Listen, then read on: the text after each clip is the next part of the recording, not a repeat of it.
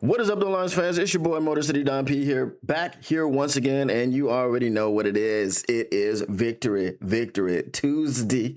It's Victory Tuesday, baby, but you already know what it is when you see me on the screen in front of your TV. It's Motor City Cats are indeed back at it. We came to give you stats, none of that static. Whatever you do, make sure you keep your Lions news pragmatic, and that is perhaps the most important number of them all, number 3.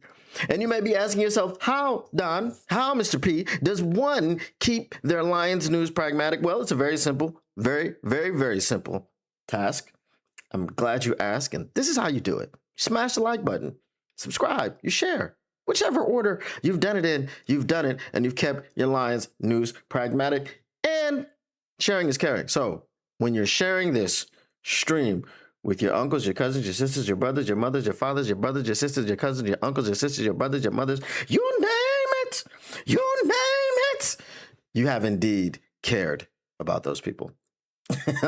What is up, though, people in the chat? What up, though, Tactical Sport? What up, though, Paul Thomas? What up, though, Armenian Man 2.0? The roar has indeed been restored. The Detroit Lions trounced. I say trounced the Baltimore Ravens last night on Monday Night Football in front of the world to see.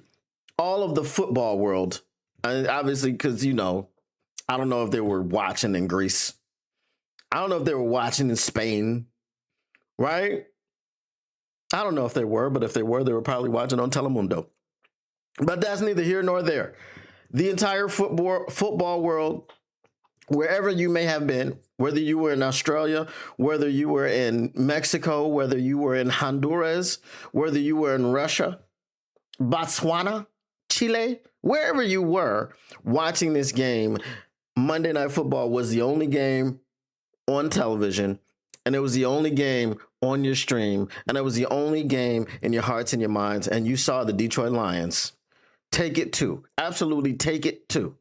Now, I don't want to say they took them out to the woodshed, but they definitely put them in the timeout corner. Shout out to my thumbnail if you haven't seen my thumbnail. We played bully ball.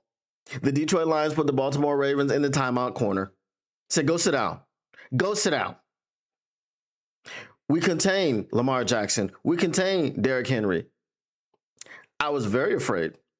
I once was afraid. Right? Put your lighters in the air put your lighters in there if you're ready. At first, I was afraid. I was petrified. You know what I'm talking about?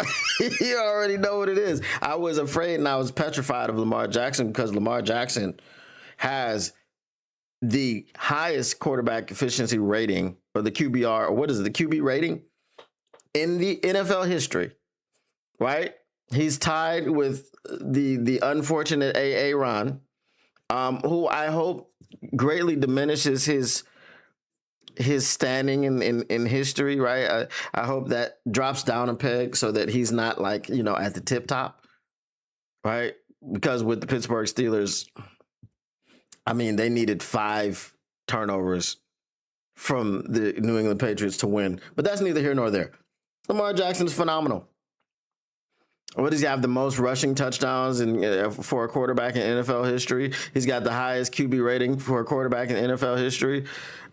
He led the league in passing efficiency last season. I mean, what can Lamar not do? I'll tell you what he couldn't do on Monday night. He couldn't breathe. He could not breathe. There was no escape. That man got sacked 7 times. And the count came and he said, Lamar, how many times must I smack you or sack you before you act right?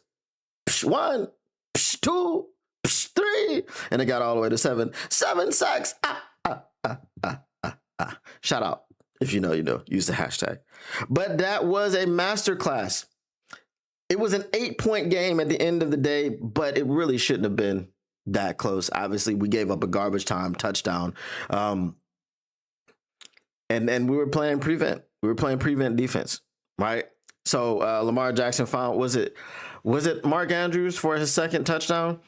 You know, he found him wide open running and he fell over the goal line. It was what it was. It wasn't really anything, right?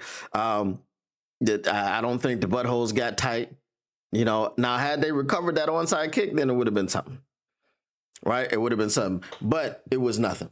Let me see what y'all got in the chat before I move on. Brad Holmes is happy about that pass rush, says Armenian man. I'm pretty sure he is. Let me pop the chat out because you already know. I got, a couple workers, and what I'm saying? I got 3 cars, 2 of them in the shop, waiting for some payments from my workers so they can go ahead and give me, I'm talking about make a payment and get my cars out the shop. I don't like doing that. So I popped the chat out.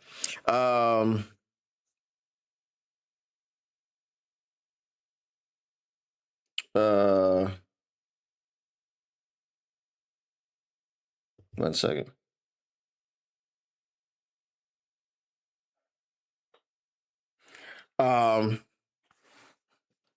So I'm gonna probably have to leave about 15 minutes early. I gotta go make some money. You know what I'm saying? So I gotta go make some money. Anyway,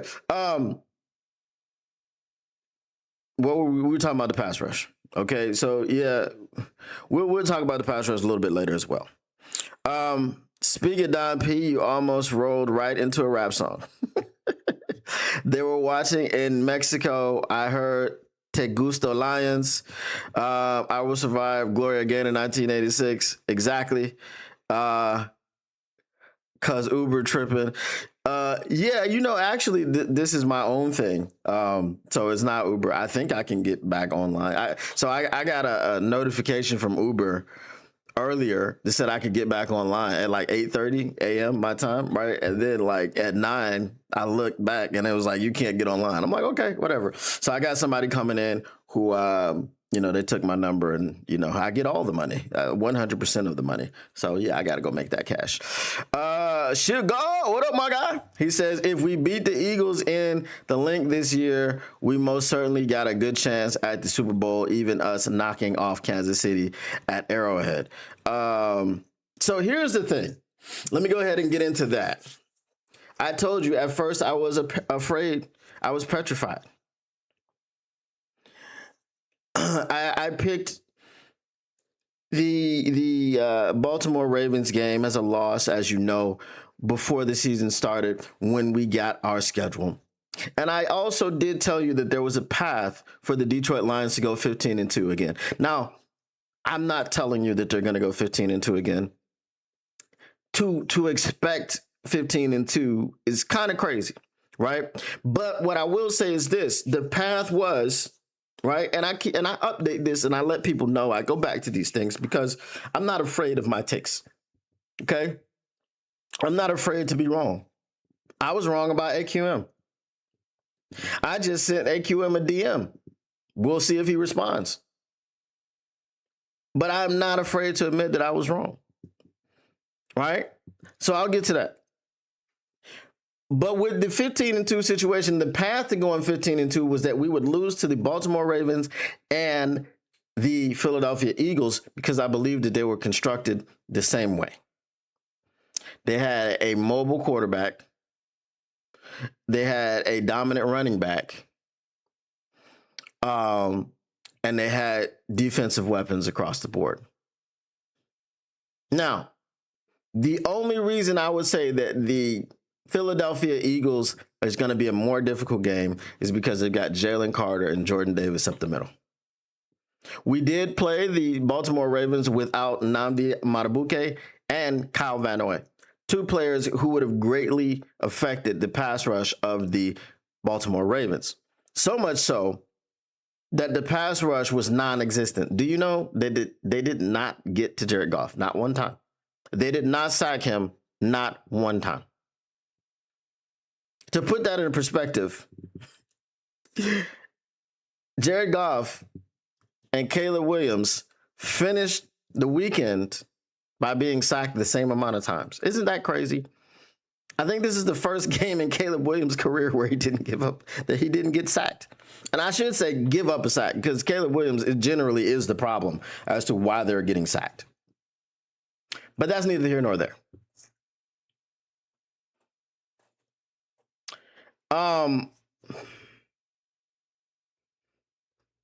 After vanquishing Lamar Jackson and Derrick Henry, after sacking Lamar Jackson 7 times.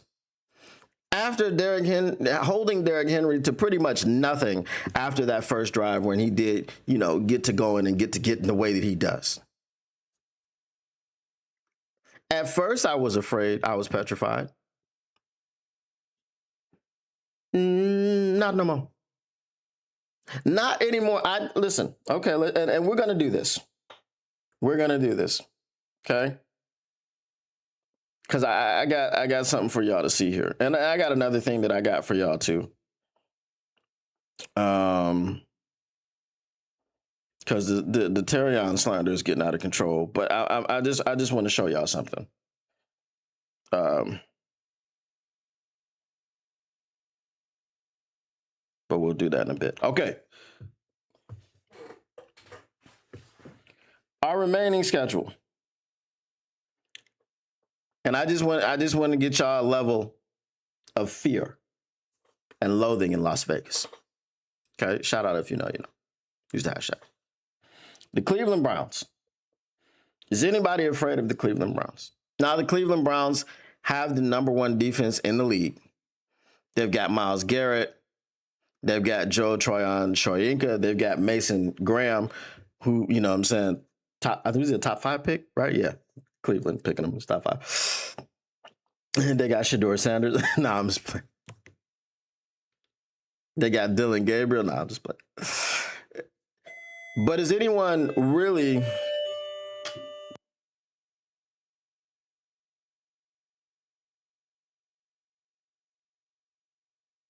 Got folks ringing the doorbell. Is anyone really afraid of the Cleveland Browns? Right? I'm going to say no. After the Cleveland Browns, we have the Cincinnati Bengals.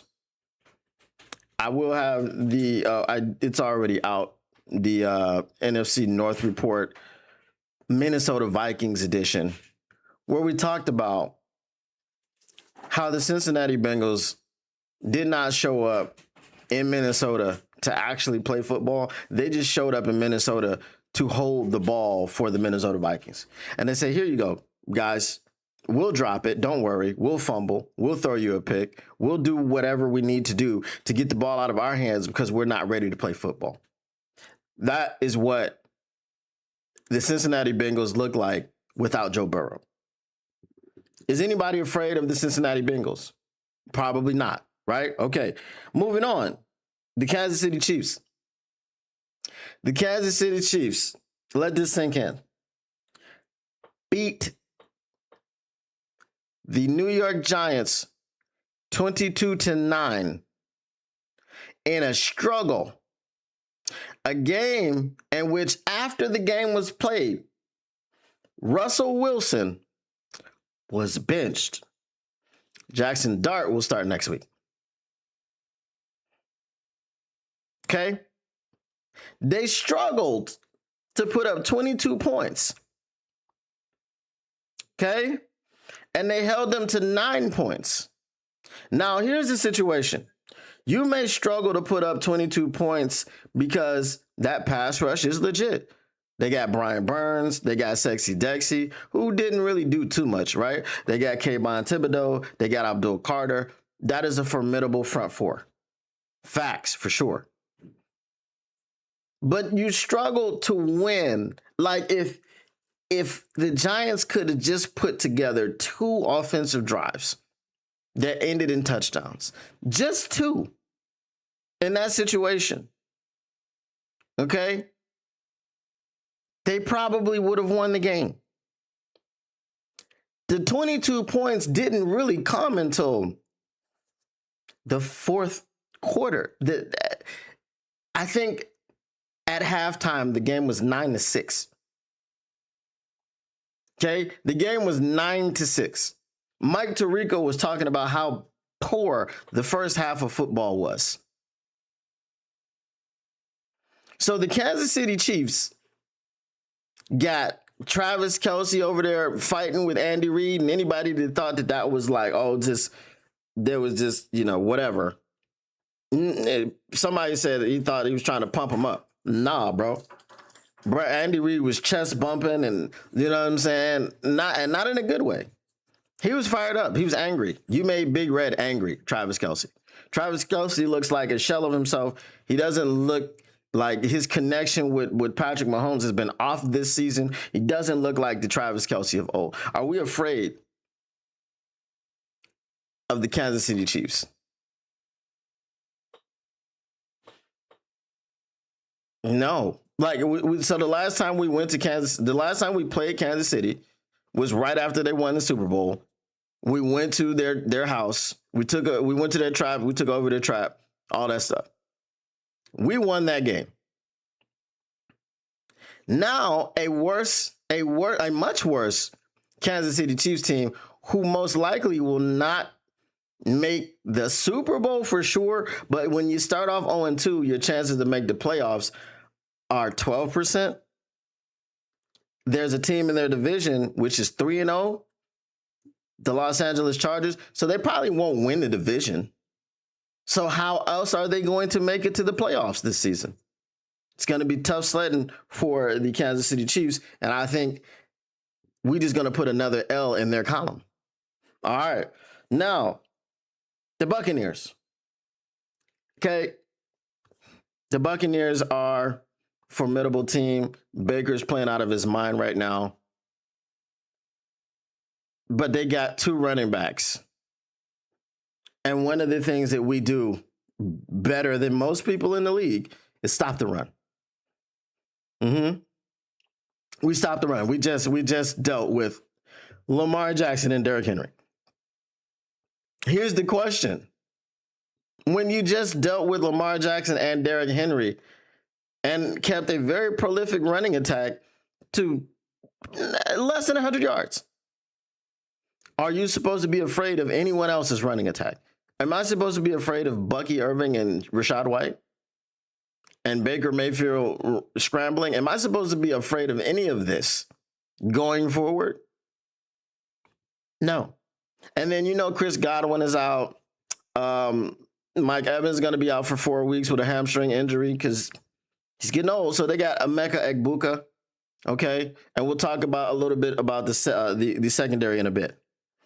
So am I supposed to be afraid of the Buccaneers? No, and I'm also at home against the Buccaneers. So, okay. All right, the Vikings. It's a divisional game. They're a divisional opponent. I'm not going to poo-poo them. Carson Wentz was very pedestrian. Okay, as I said in the NFC North report, we didn't learn anything about the Minnesota Vikings this weekend. We didn't learn anything about them because they played an opponent that wasn't opposed. Their opponent wasn't opposed. They just went with the flow. They were like, okay, whatever. Here you go, Isaiah Rodgers, take the ball. Okay? Isaiah Rodgers punched the ball out of Noah Fant's hands, picked up the bouncing ball off of the turf, and recovered it and then returned it for a touchdown. He did everything by himself on that play while the Cincinnati Bengals stood around and did nothing. So, the Vikings are the Vikings. Am I afraid? I'm not afraid of anyone in the division. Let's just be very clear about that, okay? The Commanders. I'm glad Kay is here. What up, though, Kay? Because Kay has this unnatural fear of the Washington Commanders. Again, let's revisit the divisional game. You go up and you go down there, you go up 14-3 and the game is over. That's the way it was going to be. Because the very next week when they played against the Philadelphia Eagles in the NFC Championship game, I said the same thing about the game. The only difference is that when the Philadelphia Eagles were up 7-3, they went down there and scored and went up 14-3, and the floodgates opened. We went down there and turned the ball over, and they got it back, and they went up 10-7. And we still had opportunities, but we were pressing and turning the ball over. When you turn the ball over 5 times in the divisional round of the playoffs, you can't expect to win, and we still only lost by 2 scores. If you're afraid of the Commanders, I don't know why. I have not seen why you should be afraid of them. Ooh, Jaden Daniels. Guess what? We just Look what we just did to Lamar Jackson. Are you afraid of the Commanders? You shouldn't be. Okay, I was never afraid of them. But now the Eagles. As I said, the Eagles defense is better than the Ravens defense. Is Jalen Hurts better than Lamar Jackson? No. Is Saquon Barkley better than Derrick Henry? Probably yes. Is he going to fumble like Derrick Henry has had fumbling problems this season? No, but Derrick Henry just passed Jim Brown for most touchdowns, right? He just passed Jim Brown on the touchdown list. That was Derrick Henry. And if you know who Jim Brown is, which if you're a football fan, you should know who Jim Brown is, right? To pass him any of his records is a significant feat. So Derrick Henry did something significant. Derrick Henry is not a scrub. For whatever reason, he's developed a fumbling issue this year, and I'm pretty sure he'll get that worked out. But we just did what we did to Derrick Henry without the fumble, because the fumble came in the fourth quarter. We bottled him up throughout the game, other than that first drive. Am I supposed to think that I can't do that to Saquon Barkley now? Am I supposed to think that we sacked Lamar Jackson 7 times and Jalen Hurts is going to kill us with his legs? Am I supposed to think those things? You can't even argue that Jalen Hurts is a better passer than Lamar Jackson. I just gave you the statistics. Lamar Jackson led the league in passing efficiency last season. So you can't think that Jalen Hurts is a better quarterback. Oh, the tush push. So what? Stop them from getting the 3rd and 2. Stop them from getting the 4th and 2. Just stop all that, and then you stop the tush push because it's not effective. Right? And by that time, it might be so tightly officiated that they might stop going to it. It might not be their go-to play anymore because they might be getting called for false starts now. Right? So am I supposed to be afraid of the Eagles? No. The Giants, we just said, I'm not afraid of the Giants. I mean, they do have a formidable pass rush. What I would expect, right, barring any injury, is that what you saw from Tate Ratledge and Christian Mahogany last night was just the tip of the iceberg. These are young players that are just going to continue to get better and better and better. And as they have more time on task together, they're going to continue to develop and get better within this scheme. Right? We talked about Tate Ratledge's PFF grade for the first week of the season against the Green Bay Packers. And it was like in the 30s or low 40s or something like that. It was a 91.4 yesterday. Now, I know PFF, we don't really care too much about PFF. We're always bombing on PFF and they're talking about what they're talking about. But it just shows a significant improvement in 2 short weeks. Right? Week 1, he was a 30 something, maybe a 40. Week 3, he's a 91.4. I mean, so I expect them to continue to improve. That's what I expect. So, the Packers owe us money. They owe us money, and we intend to collect. And you know what happens when a team owes us money. The Baltimore Ravens owed us some money last night. They've been owing us money since 2023. You saw what happened when the Dallas Cowboys owed us some money. Oh, we took that. Oh, we took that money. Yeah, we said we're going to stand right here behind you while you go to the ATM. Go get that money, bro. You got time to be playing with you. Go get my money. I know you got my money. Go ahead and get it. That's what we did to the Dallas Cowboys. So, again, the Green Bay Packers owe us money. And they come in, hey, we got to get the turkey. You know what I'm saying? We got some things on our shopping list. So when the Green Bay Packers come to town on Thanksgiving, just remember they owe us money. Okay? The Cowboys, bruh. I'm not gonna waste my time. The Rams. Matthew Stafford is 1-3 against his old team. 1-3. And the one came when we were poopy. We were a poopy, crappy team. We were 3-13-1. That's when Matthew Stafford got that dub against us. Since then, no dubs. Playoffs, no dubs. Regular season, no dubs. No dubs, no dubs, no dubs. Okay? So I'm not going to be afraid of it. Steelers, come on, bro. We've seen what the Pittsburgh Steelers defense has looked like this season. It ain't the same old Pittsburgh Steelers defense, and we got Aaron Rodgers. Okay? Aaron Rodgers is already throwing people under the bus. He's already being a toxic teammate. He's already doing Aaron Rodgers things. The Tiger can't change his stripes. Aaron Rodgers is a cancer in the locker room. Right? Okay? Then we got the Vikings again, and again, as I said, I won't poo-poo them, and then we got the Bears. I mean, are we going to put up 52 against the Bears again? Probably not.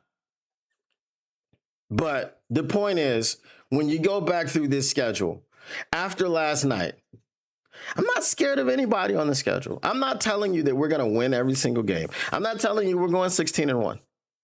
I'm not telling you we're going 15-2. My prediction was 13-4. Right?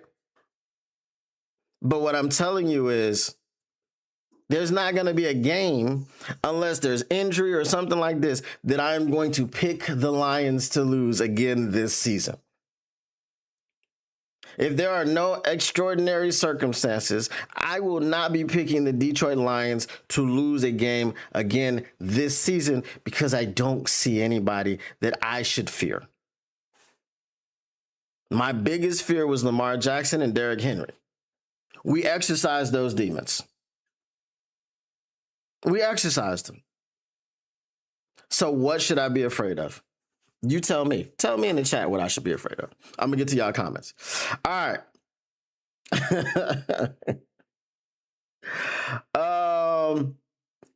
Paul Thomas says, to me, it seems the Bills probably play the Chargers in conference playoffs, conference finals, and hopefully the Lions versus the Eagles. Zach J says, imagine it's your prove it year or you're fired and your QB is Russell Wilson. That's why they benched him. Okay? That's why they benched him. And shout out to myself. Okay? There's a lot of fans that watch football that have no idea what they're watching. Watching this game on Sunday night, there were people talking about, oh, the Giants just need to blow it up. What do you mean? I just told you about their pass rush on defense. They got a young up-and-coming corner in Drew Phillips, right? Their secondary is decent, but they're going to be made to look better because their pass rush is crazy. You got Abdul Carter, Kayvon Thibodeau, Sexy Dexy, and Brian Burns. What are you freaking talking about? The problem was their offense, and the offensive problem was Russell Wilson. Now, the other thing that I wanted to say about Russell Wilson is, again, we're talking about people not knowing ball. It's very shameful. It was so shameful for Chris Collinsworth and Mike Tirico to be talking about, yo, you know, when Russell Wilson went up in that meeting after last week's games against the Cowboys, it was kind of like he put his nuts on the table. I do this. Dude, 450 yards is fantastic. You lost. What are you talking about? Like, how are you a broadcaster and talking about, yeah, you know, he was like, yeah, I do this. You lost. He didn't do anything. It was a shootout in which he lost. And then he proceeded that game to go out and do Russell Wilson things and put up 0 touchdowns and about 150 yards passing. What are you freaking talking about? But anyway, I digress. Cleveland ready to kick our ass next. See, Kay just afraid. But that's her style of trolling. That's her style of trolling. She trolls with. She's a fear troll. She's a fear-mongering troll. Only one I think is the Eagles because their O-line is way better. Facts. CJ Gardner got cut. Can't say I'm surprised. Bro, Houston is bad. Aren't they 0-3? Houston is bad. What happened to CJ Stroud? Somebody said on Twitter, and I saw this, I found it funny. He said CJ Stroud has been pure garbage since he little broed Caleb Williams. I did say that CJ Stroud needs to worry about himself and worry about, improving himself than trying to give free game to Caleb Williams. I'm just saying, CJ Stroud looked just like any run-of-the-mill, oh hell no state quarterback. I mean, he had a good rookie season. That's it. I mean, he's still the best oh hell no state quarterback I've ever seen come to the NFL, but that's not saying much. It's a low bar, very low bar. All right. We learned the Bengals don't have a defense, says Armenian Man. Facts, they have nothing. Absolutely nothing. 48-10 was the score if y'all were keeping score. But two of those scores were, they were defensive touchdowns. Isaiah Rodgers had two of them. But again, Carson Wentz, 14 of 20 for 173 yards. I mean, very pedestrian. He did throw 2 touchdown passes, but very pedestrian. CJ Garbage Johnson was talking ish about Detroit after we cut him. F him. Okay, yeah, Bears finally won a game and them just talking ish. LOL. You won against the Cowboys. The Cowboys, right. They said a win is a win. All right. 13-4, about right in my opinion. We got Bears and Vikings twice. Those are 3 buys. All right. Now, here's the other thing that I want to show you guys, okay? Because this is something that I need to put to bed. All right, we're going to put this to bed right now. See, now Uber's telling me to go online. All right. Let's see, is the report ready? Okay, I'll just have to go back into this. All right, here we go.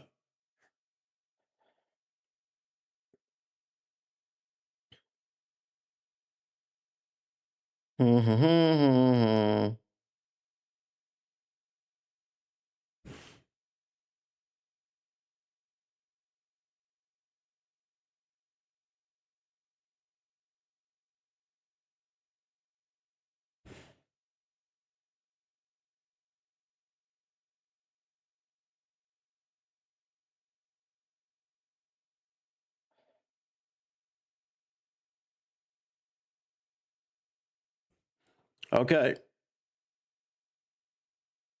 Are you ready for this? Terrion Arnold is getting a lot of crap. Okay. Terrion Arnold did not have a great game. He did not have a great first half. The second half, you didn't hear his name. Okay.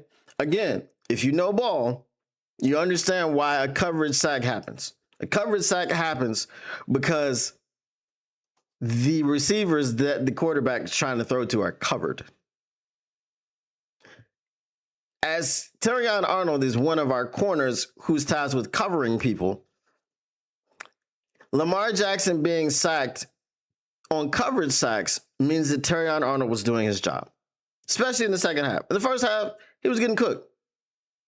They had us in the first half, I'm not going to lie. Okay? But the Jeffrey Namumbo, oh hell no Kuda comparisons have got to stop.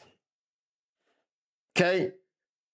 In Detroit, 2020, 2021, 2022. I'm going to give you some totals. Okay?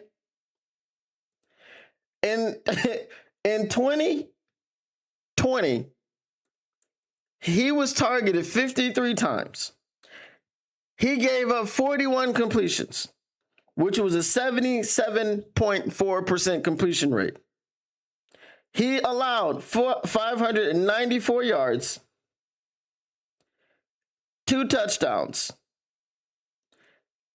118 passer rating. Okay? 2 accepted penalties against and 20 penalty yards. Okay. So I will say something nice about him in terms of him versus Terrion Arnold.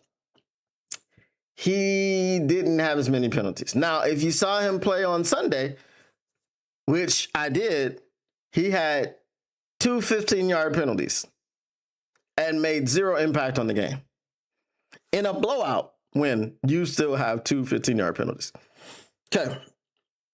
Now, in 2021, we know he only played one game.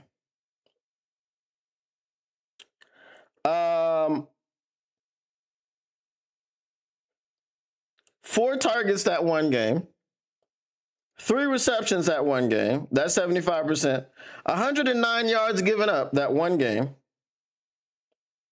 1 touchdown allowed that one game, 156.2%, 156.2 passer rating. And then he tore his Achilles while being burnt and giving up that touchdown. In 2022, he played 15 games. Okay.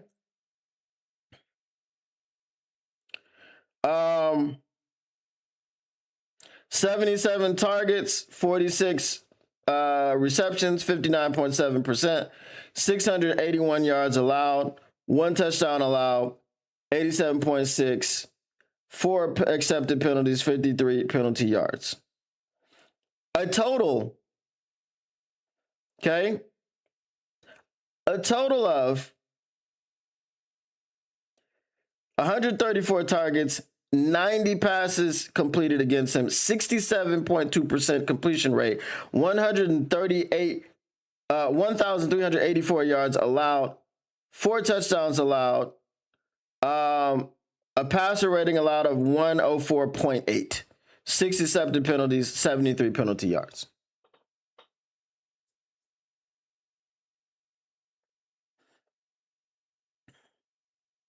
You know what I never said about Jeffrey Namumbo Ohel-Nokuda? That was good coverage. His coverage was sticky. He had good technique. I'm trying to tell y'all, these are things I say about Terrion Arnold. Jeffrey Ohel-Nokuda, as a rookie, looked like he had never played football before. He wasn't good at all. There were no redeeming qualities. There was nothing good about him. He was bad. He was horribad. Terrion Arnold and Jeffrey Ohel-Nokuda are not in the same boat. Jeffrey Ohel-Nokuda is on his 4th team in 4 years. He's the 3rd cornerback on that team, and he gets into a game in which they are blowing out the other team, and he's got 2 15-yard penalties. Jeffrey Ohel-Nokuda was also wild and out of control, and I believe he concussed Kirby Joseph once and knocked him out of the game twice. He had not only no technique as far as coverage, but he might as well change to a linebacker with the reckless abandon that he played with as far as making tackles. That's the only good thing I've ever said about him. Hey, he's a great tackler. But you got to be a great tackler when you don't have position and coverage, because you're always going to be running after someone, chasing them, trying to tackle them. Teez Tabor, bro, I didn't even need to pull up his numbers. We have to stop this. I don't know why we want Terrion to suck so bad, but we need to stop this. We just got to. It doesn't make any sense. Okay?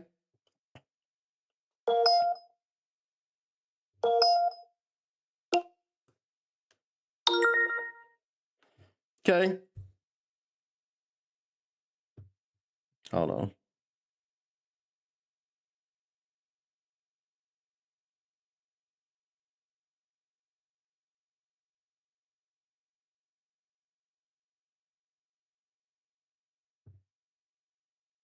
Okay, so we need to stop this madness.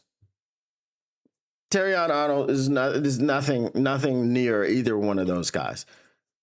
The guy has sticky coverage. The guy has good technique in coverage. He just needs consistency. He is a second-year corner in the NFL. It has always been, you need to give the corner position 3 years. If by year number 3, he is not better, he is not consistent, and he just is not learning from his mistakes, then you have to have that conversation. People thought Darius Slay was a bust after his first year. And guess what? Everyone was upset and pissed off at Fatty Matty Patty for driving him out of Detroit. You just have to be patient with cornerbacks. Everybody's not Sauce Gardner. And then when we came in and saw Sauce Gardner in year number 2, he wasn't great, Bob. He wasn't great. Everybody's not Patrick Surtain. Everybody's not Darrelle Revis. Everybody's not Deion Sanders. Got to give him a little bit of time. Give him some grace. He's on your team to help. And I told you, I gave Jeffrey Okudah 0 grace because he was absolute trash. You should at least look like you've played football before. At least. At least look like you know the concepts of what football is about. Jeffrey Okudah did not know any of that, did not ever look like any of that, which is why I wanted him on the first thing smoking up out of here. I never wanted the pick to happen because he was garbage. All right, let me get to some of y'all comments. And then, as I said, I'm going to have to roll out because I got to go make some money. Let me see.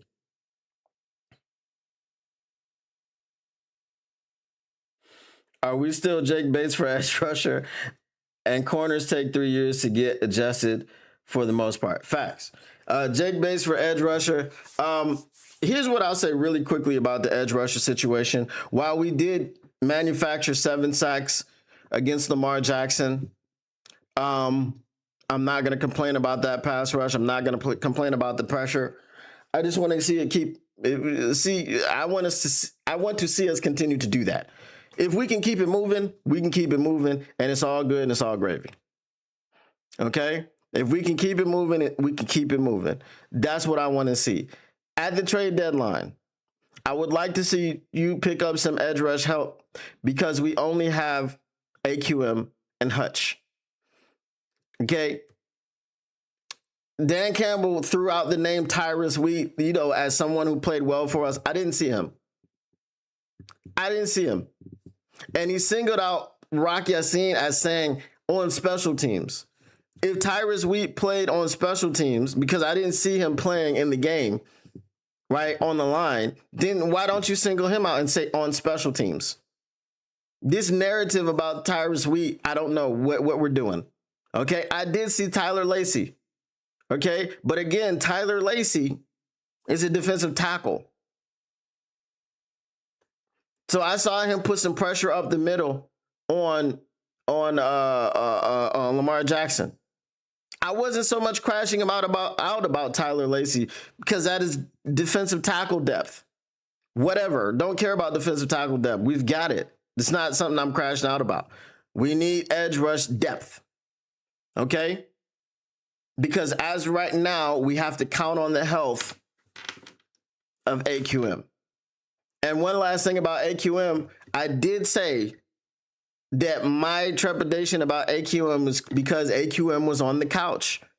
And AQM in the post-game speech says, I want to give these guys a shout out for giving me an opportunity because just over a year ago, I was on my couch. I was at home. He said this.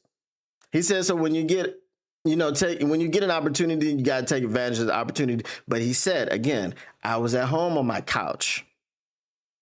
And that's exactly the same thing I said to you about AQM. But shout out to AQM, my guy. You did the damn thing, and I hope you continue doing the damn thing. And I hope you finish this season with double-digit sacks. I really hope you do. And I really hope that the pass rush at least temporarily has been solved. But you're going to have to make a long-term investment, Melvin. You're going to have to do it. We can't just sit around and act like, you know, AQM and some practice squad guys is what we need. No, let's be consistent. Go ahead,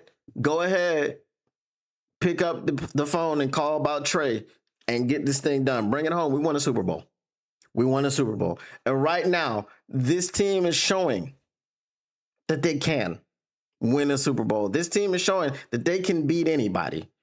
So why not just go ahead and get you a piece and solidify everything? That is my time for today, guys. As I said, I've got to get going. I've got an appointment. But once again, I will be back tomorrow. The Motor City Cats are indeed back at it. We came to give you stats, not none of that static. Whatever you do, make sure you keep your Lions news pragmatic. And we are out. Peace.